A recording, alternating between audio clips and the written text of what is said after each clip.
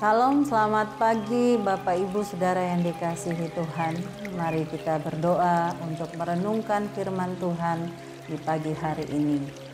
Kami bersyukur kepadamu ya Tuhan, karena Engkau Allah yang memberikan kami kesempatan untuk membaca dan merenungkan firman-Mu di pagi ini.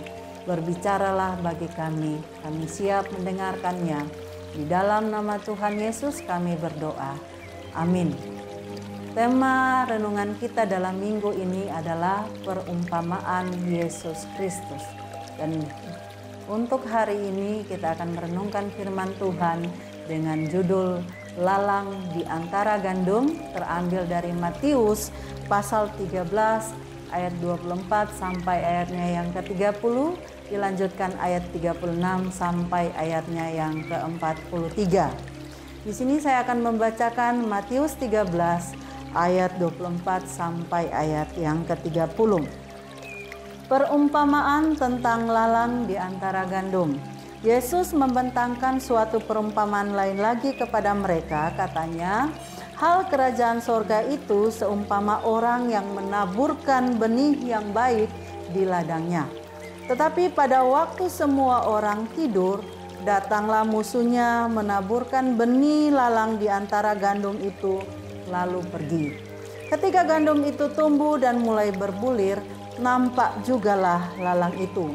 Maka datanglah hamba-hamba Tuhan ladang itu kepadanya dan berkata, Tuan, bukankah benih baik yang Tuan taburkan di ladang Tuan? Dari manakah lalang itu? Jawab Tuan itu, seorang musuh yang melakukannya. Lalu berkatalah hamba-hamba itu kepadanya, jadi maukah Tuan supaya kami pergi mencabut lalang itu? Tetapi ia berkata, jangan, sebab mungkin gandum itu ikut tercabut pada waktu kamu mencabut lalang itu. Biarkanlah keduanya tumbuh bersama sampai waktu menuai. Pada waktu itu aku akan berkata kepada para penuai, kumpulkanlah dahulu lalang itu dan ikatlah berberkas-berkas untuk dibakar. Kemudian kumpulkanlah gandum itu ke dalam lumbungku. Bapak Ibu Saudara yang dikasihi di dalam nama Tuhan Yesus, dari perumpamaan lalang di antara gandum yang kita akan renungkan pagi hari ini, ada beberapa fakta penting yang menjadi perhatian kita bersama, yaitu ada dua penabur.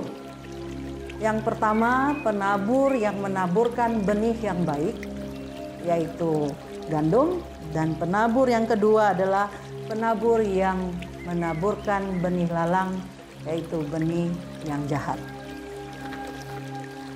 Lalang dan gandum tumbuh di ladang yang sama. Pada awal masa pertumbuhan, sulit membedakan antara lalang dan gandum karena daun lalang sangat mirip dengan daun gandum. Ketika para pekerja bertanya untuk mencabut lalang di antara gandum, si empunya ladang melarang para pekerjanya untuk mencabut lalang dengan alasan ada kemungkinan ketika mereka mencabut lalang, gandum pun ikut tercabut. Oleh karena itu, empunya ladang memutuskan baik lalang dan gandum itu akan dicabut di waktu bersamaan. Perbedaan lalang dan gandum akan terlihat jelas ketika lalang dan gandum itu mulai berbulir.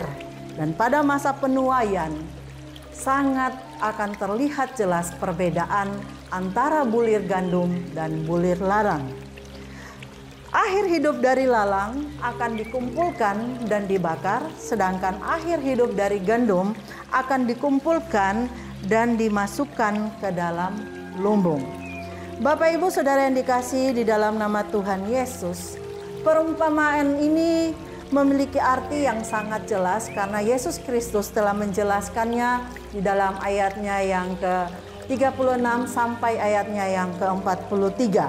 Penabur lalang adalah musuh, yaitu iblis, sedangkan penabur gandum adalah anak manusia, yaitu Yesus Kristus. Lalang adalah anak-anak jahat, sedangkan gandum adalah anak-anak kerajaan Allah. Ladang adalah dunia di mana anak-anak jahat dan anak-anak kerajaan Allah tinggal dan hidup bersama, berinteraksi bersama-sama. Masa penuaian adalah akhir zaman, di mana anak-anak jahat akan memiliki akhir hidup yang berbeda dengan anak-anak kerajaan Allah. Anak-anak jahat akan dikumpulkan oleh malaikat dan dicampakkan ke dalam dapur api. Di sana terdapat ratapan dan kertakan gigi. Itulah penghukuman kekal. Sedangkan anak-anak kerajaan Allah akan dikumpulkan dan masuk dalam kerajaan Bapa, di mana orang-orang benar akan bercahaya seperti matahari. Itulah kehidupan kekal. Bapak Ibu yang dikasihi Tuhan, aplikasinya bagi kita, bagi anak-anak kerajaan Allah, yang pertama adalah bertekunlah hidup dalam kebenaran, karena akan tiba saatnya orang benar akan bercahaya seperti matahari di dalam kerajaan Bapa. Yang kedua, beritakanlah Injil kerajaan Allah bagi mereka yang masih hidup dalam kegelapan, agar semakin banyak orang dibawa kepada kerajaan Allah. Dan yang ketiga, bersabarlah dalam pergumulan menanggung penderitaan karena kejahatan yang terjadi di sekeliling kita, sebab akan tiba saatnya bagi mereka masuk ke dalam penghukuman kekal. Amin. Mari kita berdoa. Kami bersyukur untuk kebenaran firman-Mu di pagi hari ini yang boleh kami baca dan kami renungkan. Biarkanlah kami terus bertekun di dalam kebenaran, karena kami percaya akan tiba saatnya kami menjadi orang yang bercahaya seperti matahari di dalam kerajaan Bapa, dan setiap perbuatan jahat akan mengalami penghukuman kekal. Ini doa syukur kami dalam nama Tuhan Yesus Kristus. Kami berdoa. Amin.